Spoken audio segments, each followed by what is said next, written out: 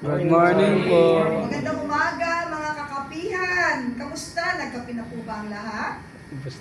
Yes. Okay, welcome po sa today's discussion and we're honored to have our very own Senator, Attorney Raul Lambino. Kabaka po, kabaka. And of course, ang batang-bata na si Dr. Richard Mata, ang ating senador. And there are our esteemed guests. But let's give them a welcome.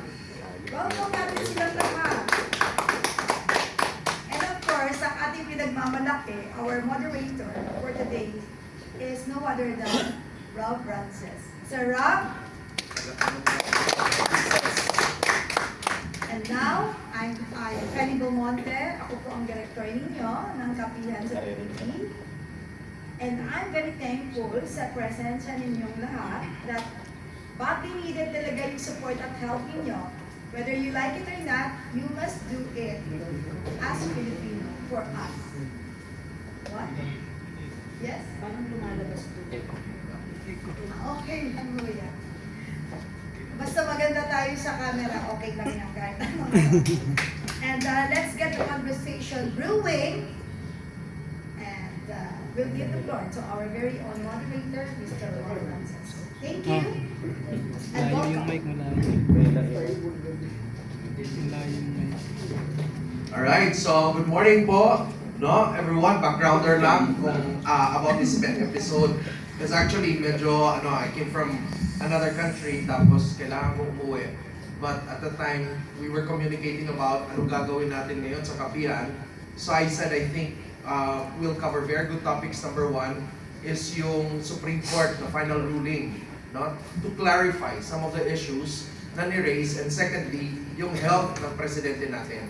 Tapos ako mismo pumili kung sino dapat yung mga magiging panauhin natin. Na hindi naman panauhin kasi they're already part of our family dito sa PDP. In fact, sinabi ko pa, pag hindi sila, uwi na lang po. So, I really know that this episode is going to have a lot of value to all of you, sa mga nanonood po, sa mga vloggers, and also media na nandito, nakasama natin ngayon. So, in the next couple of hours, sundan po natin, no, ang magiging diskusyon natin patungkol sa mga issues na tatalakayin natin. Alright, so there. Handa na ba kayo? Handa na po. Ayan. So, palakpakan naman natin, no, si Captain. Okay.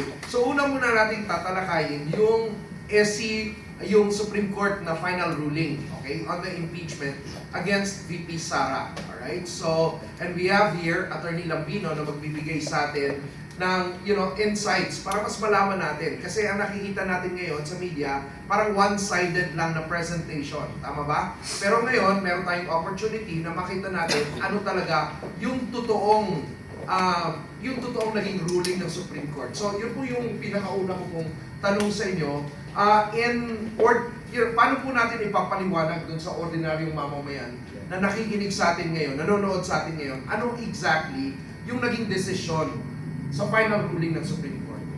Attorney Lambino. Thank you, Ram. Unang-una, banggitin ko na dito na dahil sa naging final na desisyon ng Korte Suprema, ay hindi na-impeach si VP Sara. She was not impeached. She was never impeached. Bakit po? Dahil yung isinampang impeachment case sa Senado noong February 5 was declared unconstitutional.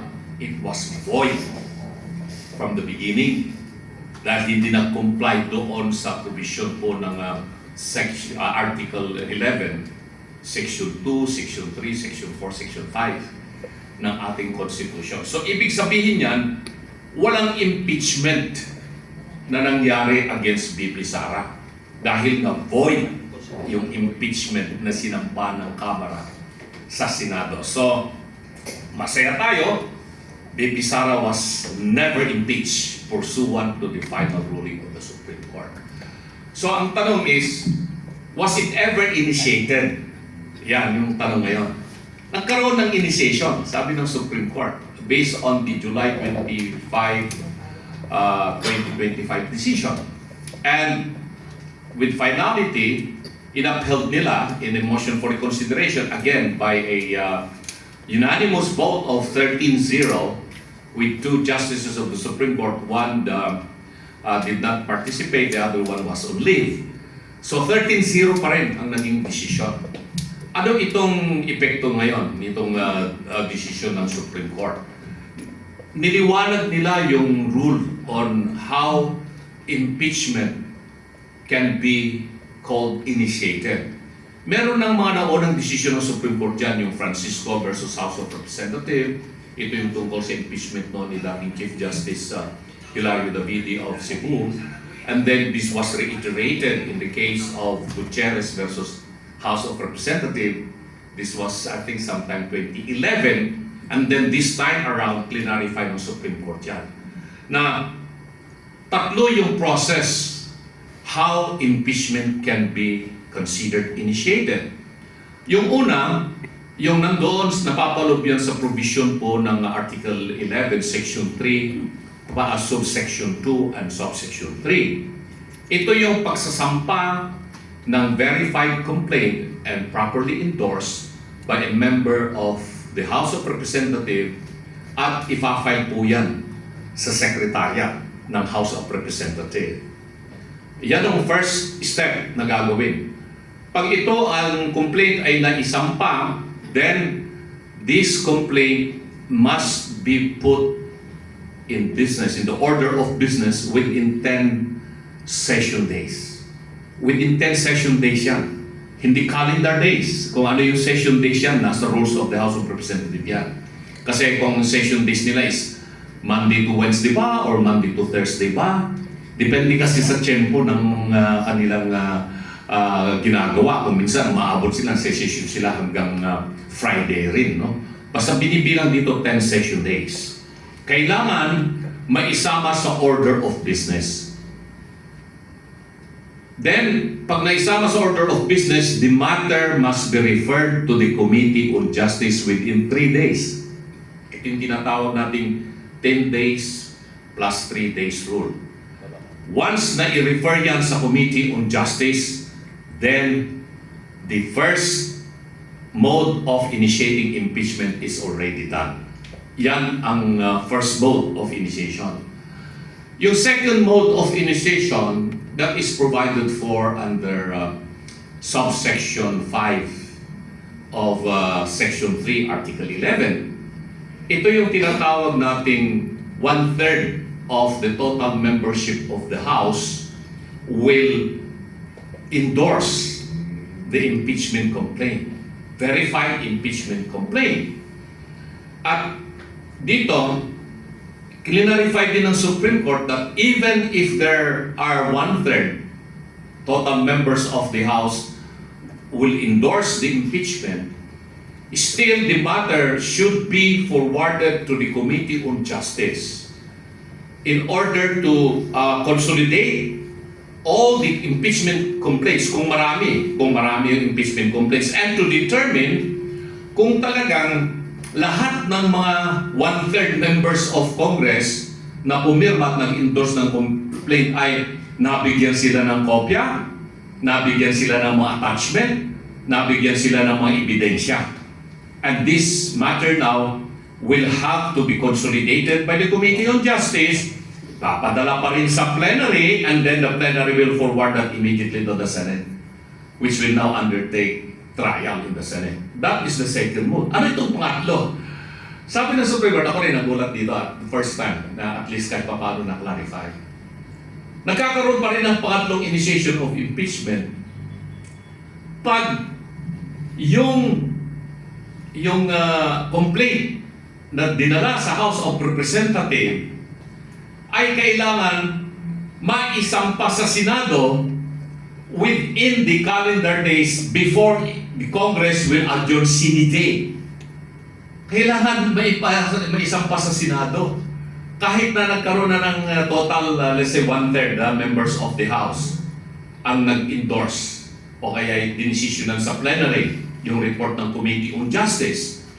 But still the matter ay hindi dinala sa Senado at nagkaroon ng adjournment, sine die, ibig sabihin nun magtatapos na yung termino ng kasalukuyang kongreso, the matter will still be considered already initiated. Dito malinaw na yung sinabi ng Supreme Court dito na hindi pwedeng itrato lamang itong impeachment na isang political process.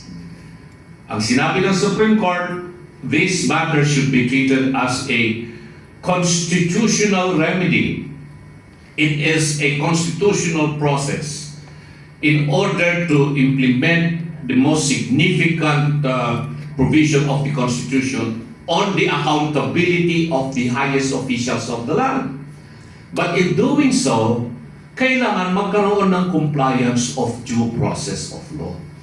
Hindi pwedeng basta na lamang i-treat na ganito, parang politika lang ito, may nag-verify na complaint, may nagsampa, may mga inain na mga affidavit, ebidensya. It's not. The Supreme Court made it very clear kung paano ang paggawa ng impeachment complaint. And with this, alam na natin kung ano ang gagawin natin. Ngayon, nagkakaroon pa ng kalituhan.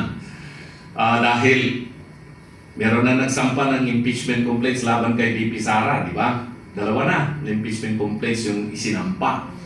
At wala pang February 5. Bakit na nila isinampa ito? Ito yung mga tanong na alam ko mamaya ay gusto nyo masagot. No? Pero with that, at least I have given you yung 10 days and 3 days rule at saka yung 1/3 pursuant to the provision of Section 3, subsection 5 of Article 11, na which is considered to be the more direct process of initiating impeachment. Yung unang mode kasi under the provision of Section 3, subsection 2 and 3, this is what we call the more deliberative process of initiating impeachment. Committee-driven or committee-directed process pursuant to the provision of the Constitution. Alright, thank you, Attorney Lambino. Ang tinatanong ko lang po ngayon is